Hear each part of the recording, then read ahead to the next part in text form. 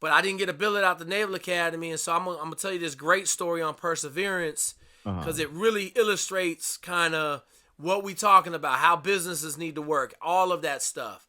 So when I didn't get selected to SEAL, so first of all, in 1994, there had been 4 Black SEAL officers at that time. 4. Okay.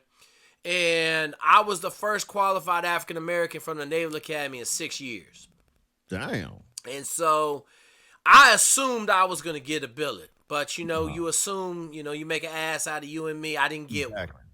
Okay, I was pissed. I didn't eat for 3 weeks, man.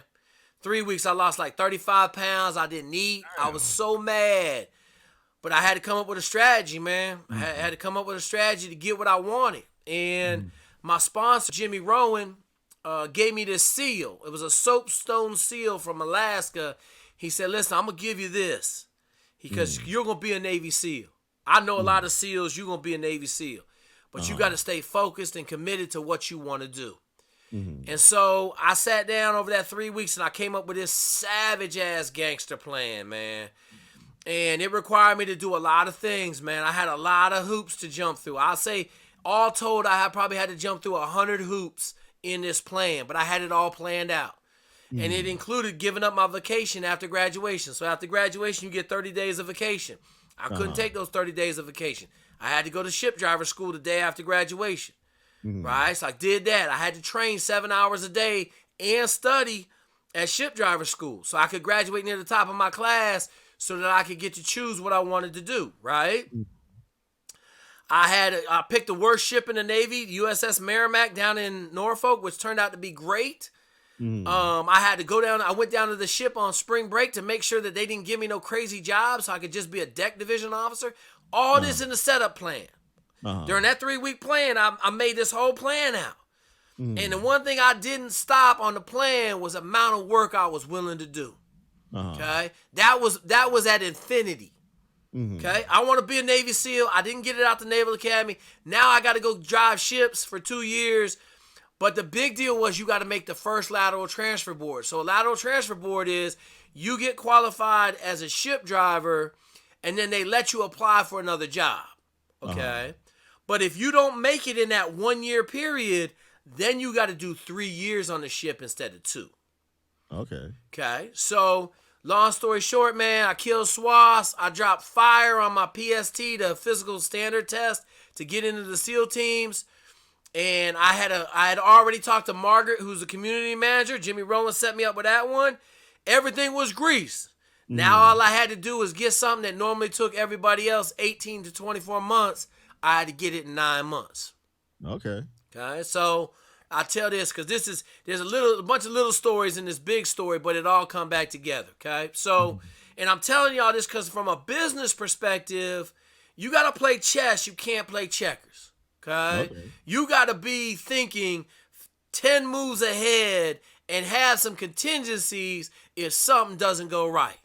Now I'm going to say this. In this year process that I executed, let's say 18-month process, now one of the things that I had planned out went wrong. There wasn't no setbacks in the plan. But I think when I tell this next story, you'll understand why. When you get to a ship, they hand you this big book. It's about half the size of a phone book. It's called your PQS. I don't know what PQS stands for, but it's basically all the things that you got to do to get qualified to be a ship driver. So one of the things in there is OOD import. And that just means that you're the officer of the deck. You control who comes on and off the ship. All right?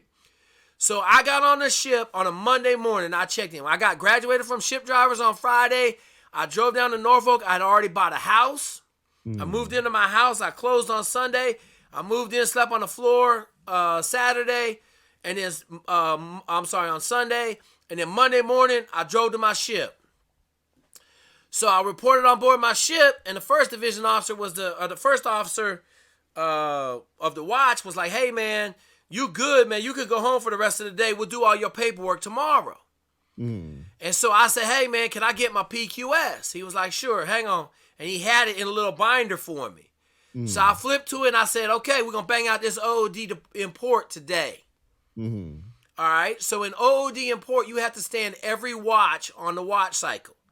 So if you just do the math, there's roughly 6 watches in 24 hours, 6 4-hour watches. Okay, so I walked out of his office and I went to the quarterdeck, which is how they get on the ship, and I stood under instruction. I wasn't even on the watch bill.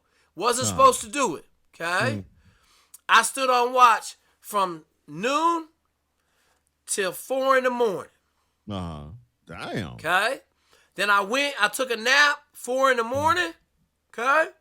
And I got up at 8 and I stood at 8 to 12. So right now, I've been on the ship 24 hours and I only got 1 watch to stand. Okay? So that day, I studied all day long.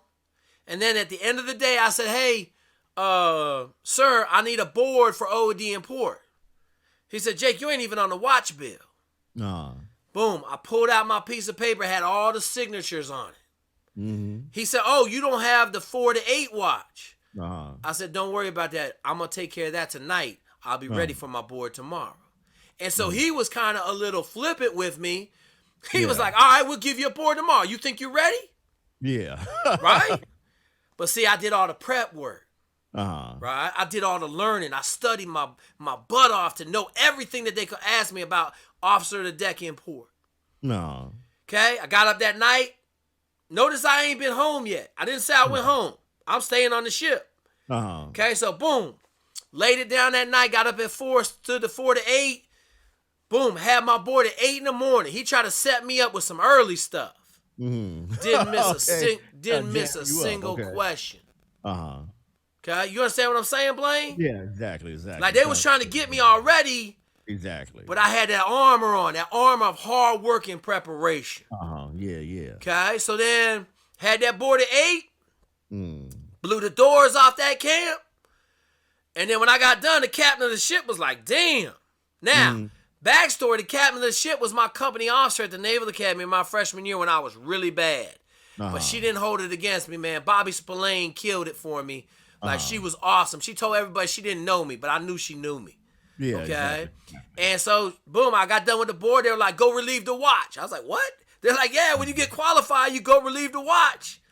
So then I stood to 8 to 12 that morning, and the rest was history, man. I worked 120 hours a week from October, I think it was October like 10th to February 21st. Do the math. That's 4 months.